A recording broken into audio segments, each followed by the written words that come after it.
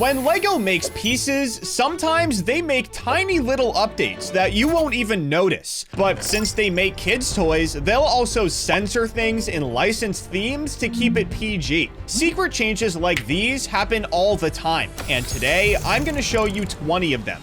Starting with a mold change that made it impossible to build a $150 set. Back in 2010, LEGO released the Grand Emporium set in the modular buildings theme. But during the production run, they changed the mold for a certain flower piece, and they switched it from a hollow stud to a solid one. Now, on the surface, this seems like a tiny change that wouldn't matter, but here's the problem.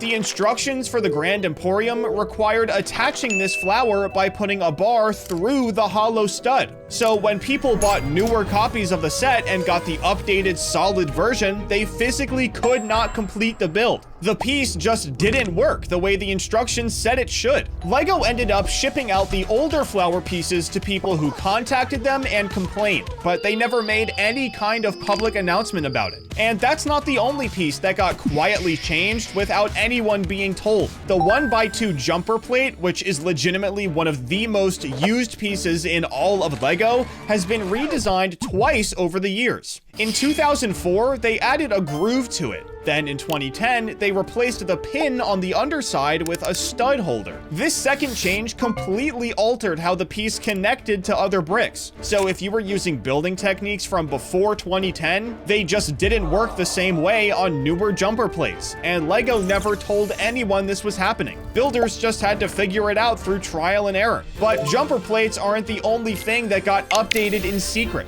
The stud on top of minifigures' heads has actually been changed 3 separate times. It started as a solid stud, then became a blocked hollow stud in 1993, and then got changed again to a concave stud around 2006. These changes affect how accessories, hairpieces, and hats attach to it, and they also affect how certain building techniques work when you're using heads as connection points. The really crazy part, though, is that all 3 versions technically use the same mold in LEGO's system, which makes tracking these changes super difficult. And speaking of minifigure heads, you might not have realized that the classic smiley face from back in the day has been slowly retired over the years. If you grew up in the early 2000s like me, you wouldn't have noticed at all, since the popular themes were all licensed, and LEGO was using custom faceplates for basically every minifigure. But just 15 years earlier, this faceplate was the only thing you saw. The biggest giveaway that the classic smiley was being phased out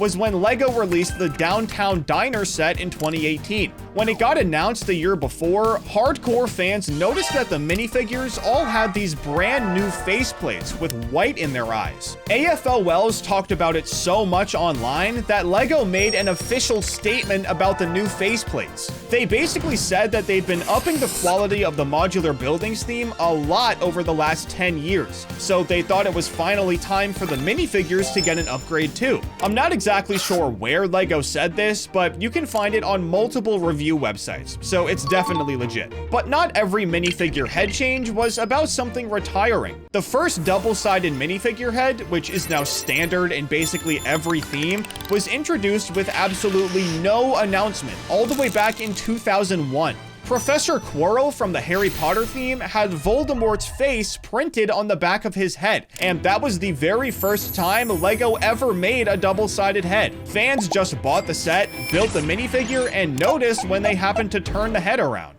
But now, let me show you a change that happened in the middle of a production run and completely changed what minifigure was inside a certain set. In 2017, LEGO released the Resistance Bomber set from Star Wars: The Last Jedi. It came with a generic minifigure literally just called Resistance Bomber Pilot, who was a random minifigure in pilot gear. But when The Last Jedi actually came out, fans who saw the movie realized that the pilot who flew that specific bomber was a character named Finch Dallow. And when people compared Lego's minifigure to Finch, they looked nothing alike. So Lego went back and redesigned the entire minifigure mid-production run. They updated the box art, the instructions, and started shipping the new version in 2019. But of course, they never made an announcement about this. They just started shipping the new version. So depending on exactly when you bought this set, you got a completely different minifigure inside the box. The craziest part though is that the Finch Dallo minifig sells for over $1,300 on the aftermarket. But now let me show you a minifigure change that only happened because Lego didn't have the right colors at first. In 2001, when the first wave of Harry Potter sets came out, Lego only had classic yellow for minifigure skin tones. But Professor Snape was specifically described in the books as being pale, and obviously yellow didn't really capture that. So they decided to give him a fluorescent green head because that was the closest color they had at the time.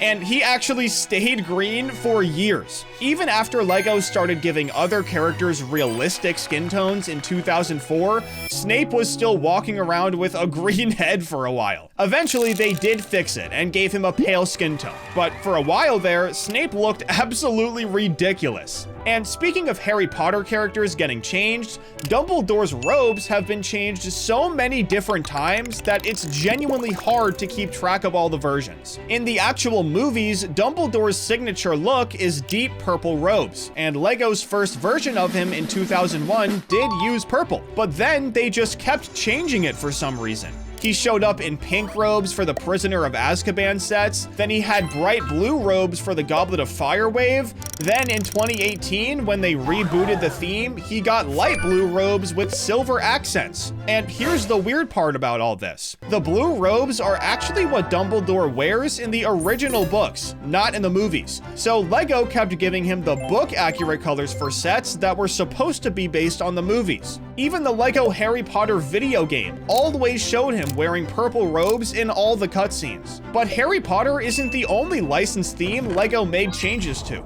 The Simpsons Quickie Mart set from 2015 is missing one of the most iconic things from the entire show: Duff beer. This beer is absolutely everywhere in The Simpsons. It's always on the shelves every time the Quickie Mart is on screen. And it's so iconic that it even had its own theme park ride. But when you look at Lego's Quickie Mart set, it has a full interior with shelves and products with no Duff beer anywhere. Instead, all the fridges are stocked with bottles of Buzz Cola, which is a fake soda from the show. And Lego's alcohol policy is the exact reason why Moe's Tavern has never been made as an official set, even though it's one of the most iconic spots in The Simpsons. In a 2014 interview with Collider, Lego's VP of Design, Matthew James Ashton, directly said, "We try to avoid anything alcohol related within our products, especially targeting kids. But Lego's censorship doesn't stop with alcohol. They also have a strict no smoking policy."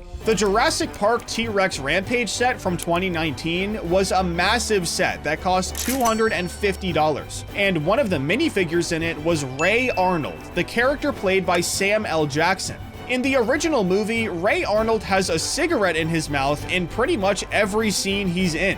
It's genuinely part of his identity as a character. But when Lego made his minifigure, they obviously left it out. The Brick Fans review of the set directly noted, one thing that is missing from the printing is his cigarette. So people definitely noticed. But this exact same thing happened with the X-Files set too. There's a character in the X-Files literally called the Cigarette Smoking Man. His entire name is based on the fact that he chain smokes throughout the entire series. When the X-Files set passed a review on Lego Ideas, the designer told Gold Derby in an interview that he intentionally left out cigarettes from the design. He said, "I was cautious to include cigarettes or anything smoking related, and specifically didn't include his trademark pack of Morley cigarettes." But not only did they leave them out, they also changed the character's name to the Syndicate Leader on the packaging to avoid even using a name that references smoking. Obviously, Lego has a very strict policy when it comes to this stuff.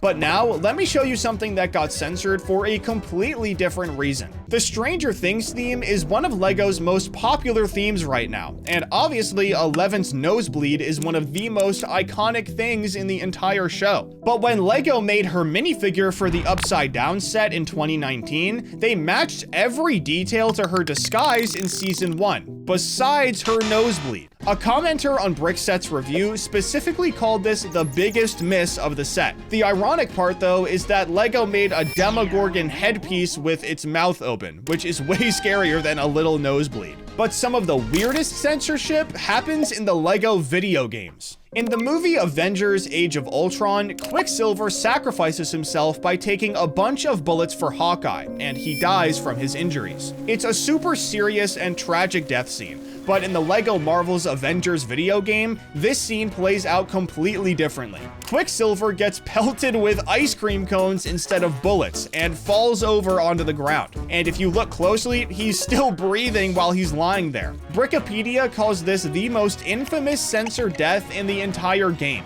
which makes sense because of how sad it was in the movies. LEGO does stuff like this all the time though. In LEGO Indiana Jones: The Original Adventures from 2008, a major scene from the Temple of Doom just got completely removed. In the movie, the villain Mola Ram rips a man's heart directly out of his chest while he's fully alive and conscious, and then lowers him into a lava pit to die. This scene was so disturbing that when the movie came out, it literally helped create the PG-13 rating. But in the Original Adventures video game, the heart sacrifice ritual is just gone. It doesn't even happen. There are a lot of ways for LEGO to censor different things in video games. I mean, they do it all the time in cutscenes, but I guess this one was just too far gone. However, the sequel game, LEGO Indiana Jones 2: The Adventure Continues, censored stuff in a way more creative and hilarious way. In Raiders of the Lost Ark, the scene where the villains open the Ark of the Covenant is absolutely terrifying.